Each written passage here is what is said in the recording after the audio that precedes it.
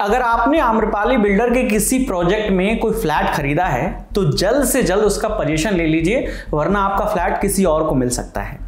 दरअसल supreme court ने Amrapali builders की अधूरी परियोजनाओं में तैयार किए गए फ्लैट्स को लेकर गुरुवार को बड़ा फैसला सुनाया है। जस्टिस बेला एम त्रिवेदी और जस्टिस सतीश चंद्र शर्मा की बेंच ने आम्रपाली मामले में कोर्ट रिसीवर नियुक्त किए गए अटॉर्नी जनरल आर वेंकटरमणी से मामले में ताजा स्थिति रिपोर्ट पेश करने के लिए कहा है। साथ ही बेंच ने यह भी कहा है कि कोर्ट रिसीवर उनके और एनबीसीसी की ओर से किए गए प्रयासों के बावजूद कब्जा नहीं लेने पहुंचने वाले खरीदारों के फ्लैट की ताजा स्टेटस रिपोर्ट पेश करें। नोएडा और ग्रेटर नोएडा में नेशनल बिल्डिंग्स कंस्ट्रक्शन कॉर्पोरेशन यानी एनबीसीसी ने सुप्रीम कोर्ट के आदेश पर 20,000 से ज्यादा फ्लैट बनाए हैं, लेकिन इनमें 3 से 4,000 फ्लैट ऐसे हैं जिनके खरीदार अभी तक पोजीशन लेने के लिए नहीं आए हैं।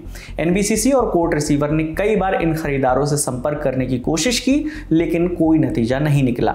सुनवाई के दौरान नोएडा और ग्रेटर नोएडा प्राधिकरणों की ओर से पेश हुए सीनियर एडवोकेट रविंद्र कुमार ने बताया कि ग्रेटर नोएडा प्राधिकरण ने आम्रपाली के गोल्ड होम प्रोजेक्ट में अतिरिक्त फ्लैट बनाने की अनुमति दे दी है और बाकी 5 परियोजनाओं में ऐसी अनुमति के लिए एनबीसीसी की ओर से कुछ औपचारिकताओं को पूरा करना बाकी है।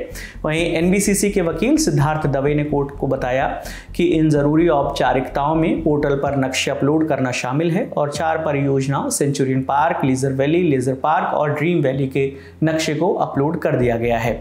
बेंच ने ग्रेटर नोएडा प्राधिकरण को निर्देश दिए हैं कि औपचारिकता के पूरा होने को देखते हुए इन 4 परियोजनाओं के लिए जरूरी मंजूरी भी दी जाए। वहीं नोएडा के क्षेत्राधिकार में आने वाले सिलिकॉन सिटी प्रोजेक्ट के लिए बेंच ने नोएडा प्राधिकरण को निर्देश दिए हैं कि अतिरिक्त फ्लैट के निर्माण के लिए मंजूरी की प्रक्रिया को तेज किया जाए। बेंच ने उत्तर प्रदेश सरकार को निर्देश दिए हैं कि इन परियोजनाओं के लिए जरूरी पर्यावरणीय मंजूरी भी जितनी जल्दी हो सके उतनी जल्दी दी जाए। Environment clearance.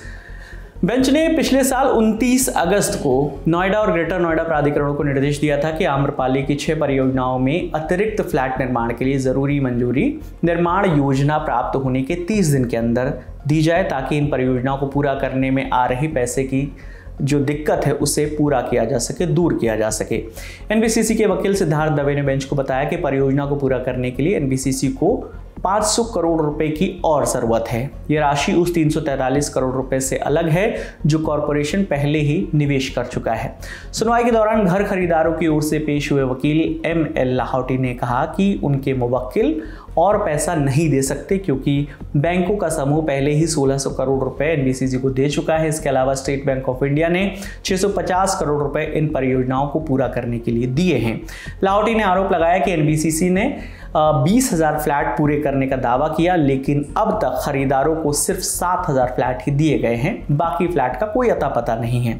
इस दौरान आम्रपाली मामले में कोर्ट रिसीवर नियुक्त किए गए अटॉर्नी जनरल आर वेंकटरमणी ने वकील एम.एल. लाहौटी से कहा कि आप ऐसी जानकारी बेंच के सामने ना रखें क्योंकि इसमें फैक्चुअल एरर है। उन्होंने कहा कि 3 से 4,000 घर खरीदार अपने फ्लैट का पोजीशन लेने पहुंचे ही नहीं हैं। इन खरीदारों तक पहुंचने के लिए लगातार प्रयास किए गए।